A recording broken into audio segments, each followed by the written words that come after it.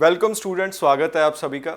बहुत इम्पॉर्टेंट आज बात करेंगे आपसे कनाडा जैन इनटेक में कौन से प्रोविंस में जाने का फ़ायदा है और कौन कौन से बड़े फ़ायदे हैं। कुछ प्रोविंस ऐसे हैं कनाडा के। ये इन्फॉर्मेशन ऐसी है जो यूजुअली अवेलेबल नहीं है, इतनी डिटेल में प्रोविंस के फ़ायदे आपको कोई भी नहीं बताता। आज के इस शो को बड़े ध्यान से देखें और जितना हो सके शेयर भी करें। आज के हमारे गेस्ट हैं लैंडमार्क इमिग्रेशन के मैनेजिंग डायरेक्टर जसमीत सिंह भाटिया जी। बहुत बहुत स्वागत है जी। Hello everyone. जसमीत जी, जनवरी इनटेक में जो स्टूडेंट्स प्लान कर रहे हैं कनाडा का, प्रोविंस कौन कौन से आप रेकमेंड करोगे और प्रोविंसेस के फ़ायदे क्या हैं? See right now if you tell me कि प्रोविंसेस का फ़ायदा क्या चूज़ करने का, सो फर्स्ट बेनिफिट तो ये होता है कि पीआर इजीली मिलती है।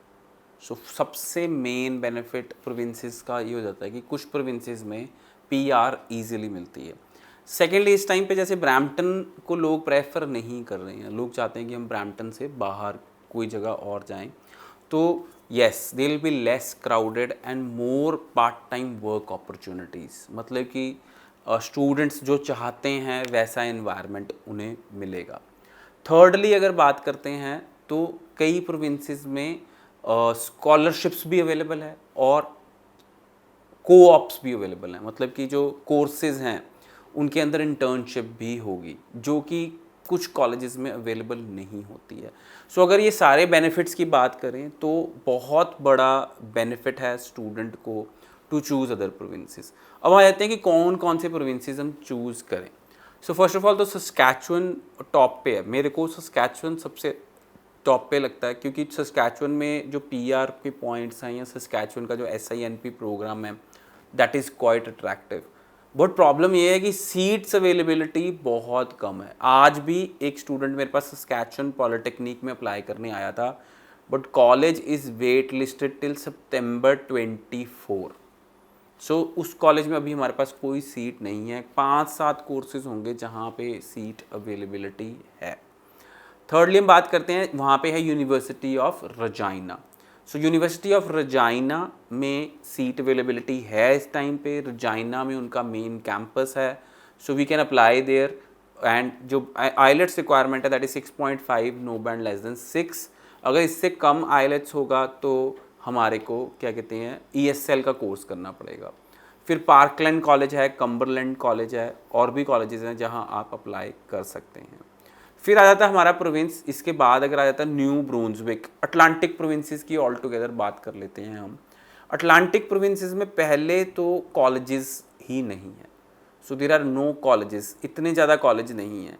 3-4 कॉलेज हैं जिनको हम प्रेफर करते हैं। One is CNA, College of North Atlantic. One is north NSCC, Nova Scotia Community College. Third is NBCC, New Brunswick Community College. 3 ही कॉलेजेस हैं इन सारे प्रोविंसेस में।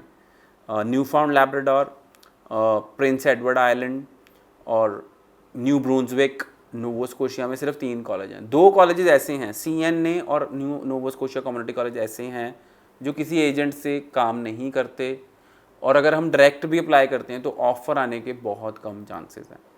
Same goes for New Brunswick Community College. It has courses open for सितंबर 24।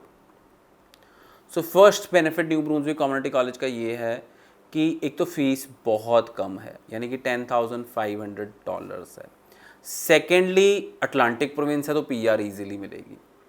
New Brunswick Community college में अगर आप apply करना चाहते हो तो सितंबर 24 इज़ ओपन। जनवरी में एक ही प्रोग्राम ओपन है, इलेक्ट्रॉनिक्स इंजीनियरिंग का।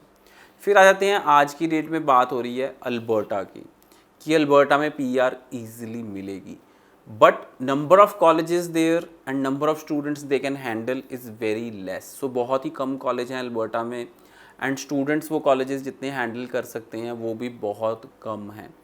स्टूडेंट्स, जब भी हम कोर्स या तो बढ़िया देख लें, या फिर हम प्रोविंस देख लें, या फिर हम लो ट्यूशन फीस देख लें, बट अगर हम बोलें कि हमको कोर्स भी बढ़िया मिल जाए, प्रोविंस भी बढ़िया मिल जाए, और फीस भी हमारी मनपसंद हो, वो चीज़ होनी इम्पॉसिबल है, इम्पॉसिबल। मेरे हिसाब से तो सबसे इम्पॉर्टेंट है कोर्स, क्योंकि कोर्स करके हमें मिलेगी PR।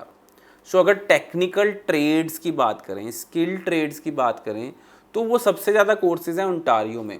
और आपको ये पता होना चाहिए कि इस टाइम स्किल्ड ट्रेड्स को सबसे जल्दी पीआर मिल रही है। तो अगर तो आप स्किल ट्रेड सीखने जा रहे हो, यानी कि welding technician, fabrication, carpentry technician, renovation, generator service technician, motive power technician, mechanical technician, construction service worker technician, civil engineering technician, और भी बहुत लंबी लाइन है, heating, ventilation, air conditioning, industrial millwright technician. So जितने भी मैंने नाम लिए ये सारी हैं स्किल्ड ट्रेड्स।